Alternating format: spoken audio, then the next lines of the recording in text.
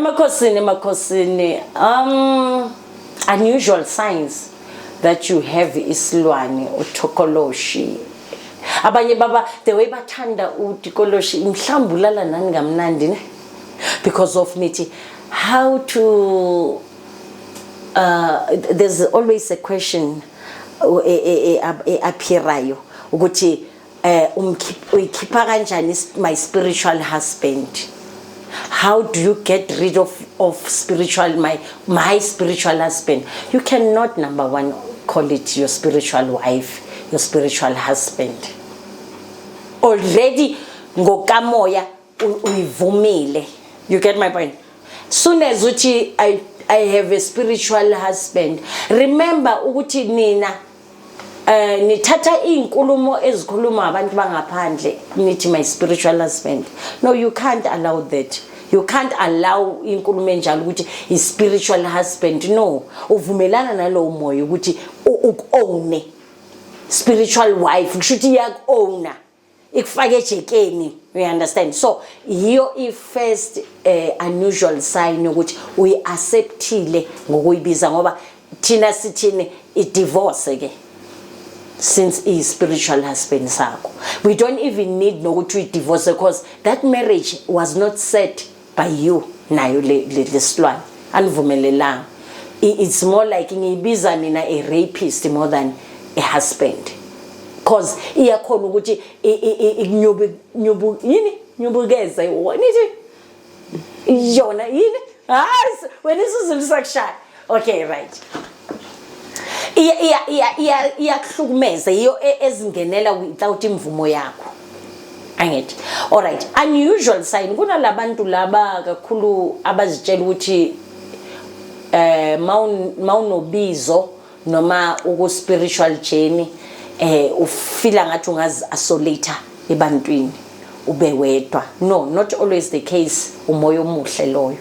Isilwane can do that. So how are you going to differentiate ukuthi isilwane sikenza kanjalo noma umoya omuhle okenza kanjalo? Noma sithi umoya wengelosi noma umoya wethongo, because they do exactly the same thing. Mase bakufuna duzani ukuthi pay attention kubo isilwane namathongo akho nomoya oyingcwele mase ukufuna like attention yakho izokenza ukuthi uzi isolate uphi ebantwini. So how will you differentiate which isilwane sikhlukanise ebantwini ngoba isilwane sine tendency yokukufakela isichitho unyanywe emsebenzini uzibuza ukuthi why abantu bangijikela isilwane. Uzibuza ukuthi why abantu bakujikela, it can be still ingelosi yakho noma isithunywa seyenza lento ukuthi angizwani nabantu ababi singaqhelisa ebantwini because of isenzani iyenzani ukuthi abantu banqule kakhulu so usuke ebantwini. So can you differentiate between the two ukuthi ingabe ngiyazi isolate because baningi abantu abathi mina ngiyathanda ukuba ngi1 ngiyakhona ukuzilalela what if wenziwa isilwane kanjalo. So ngifuna ukunibonisa ukuthi you must differentiate between the two spirits, bad and good spirit, ukuthi yesiphi le spirit exigenza ukuthi usuke ebantwini. Ngoba mina engisazi ispirit ongaba sure ngaso mase ngithipisa ke ma sure enough ukuthi umoya oyingcwele lo okuasolethisa ebantwini okususa ebantwini kusuke uhlambulekile wenze ifutha gaba geza, then ke you can say ukuthi umoya omuhle okususa ebantwini. Sidonga yenzi lezo zinto I doubt umoya omubi.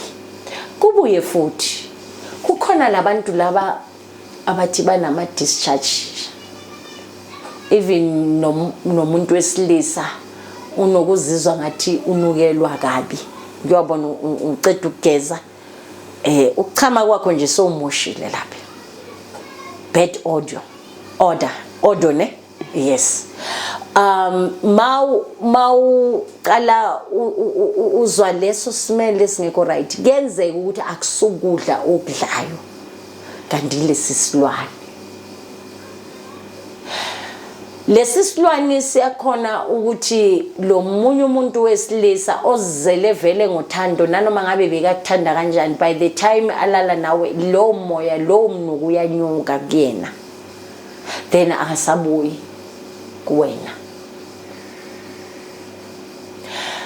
Kubuye futhi nawe umuntu wesilisa ubumangala uthi hawo ngithema ngiceda nanku umuntu seyangichomela kanti beka mona a enjoy ubalekelele ileya lesasimele esibi esichamuka ebantwini. Anginibangisa amahloni kodwa into eyenzakalayo. Isilwane senzani yiso esikhambela phambili, before you appear yiso esappearayo everywhere la ukhona, yiso esihamba sikumoshela. Uyazi ukuthi kukhona umuntu namhlanje o deserve ukuthola le mali le yakhe kodwa kube nama delay. Uzibuza ukuthi kanjani? And kakhulukazi isilwane science ukuthi abantu bakumoshele. Ungaboleka umuntu manje la uzithi iyophuka endlini. Number 1, bheka ukuthi ukudla kwakho kubola normally na, khona ukudla okubola sefridge. Phela makuse fridge no timer maybe lo 5 days nyana kwamele ibe sese fresh into. Kodwa ukudla kwenu kuyabola, kusheshe kubole. Isilwane sikhona lapho. Kubuye futhi kube khona out of nowhere, uyazazi ukuthi uyaklina, uyazazi out of nowhere kube nephunga elinye.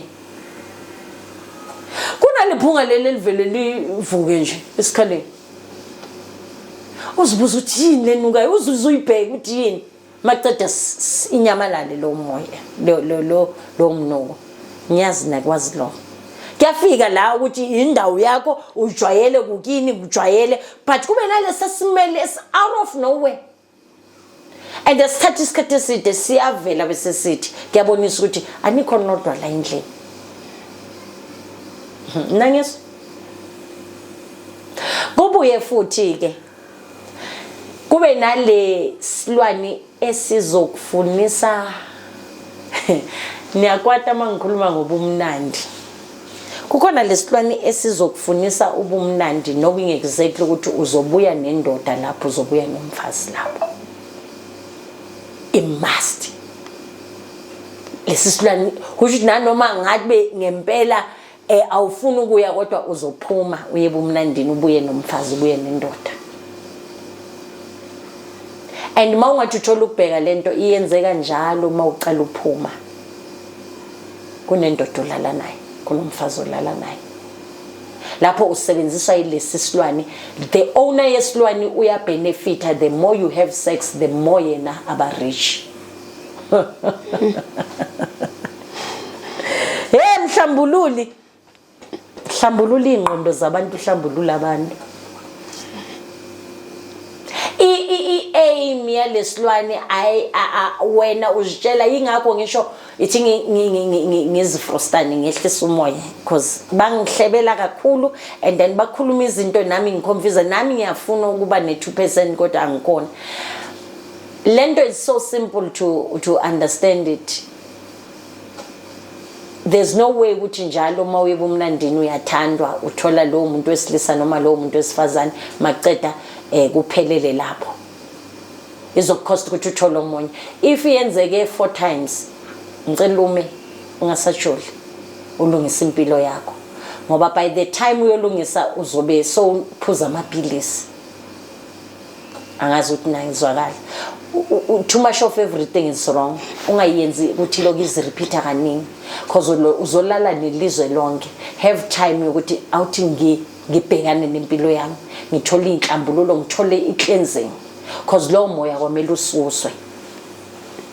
Kukhona abantu namhlanje lesilwane bazama ukusisusa sisolo kusihleli, izilwane azifani.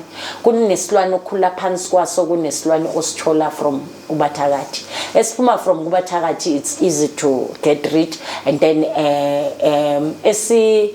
esinzima ileso okhula phansi kwaso ngoba ucatshwe ngaso, ngoba ukhula phansi kwaso sazi yonke into ngawe. yiso lesi esithi masikulapha ngaso kwamele kuhlanjulule idlozi. That's the only way ukuthi sizophuma sisuke empilweni yakho, kugezwe idlozi, ngoba kunedlozi labo khokho noma labo gogo nabomkhulu esangena ngabo and abasaphila abasekho emhlabeni. So sivuswa kanjalo ukuthi sigeze ugogo wayenesilwane. Emakhosini, please don't forget to like and subscribe.